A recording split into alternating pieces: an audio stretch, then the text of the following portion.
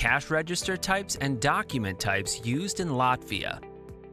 In order to ensure the registration of taxes and other payments, taxpayers shall register the payment received for transactions using the tax and other payment recording electronic devices and equipment, which are cash registers, hybrid cash registers, cash register systems, and specialized devices and equipment. The cash register solution used in Latvia can create the following document types. Initialisation. This document is created every time the system is started. Transaction. This document is used for recording of sale, cancellation, and return transactions. Cash.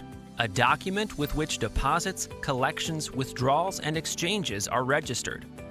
Non-Fiscal Document. Documents of different kinds can be recorded with this document type. X and Z reports.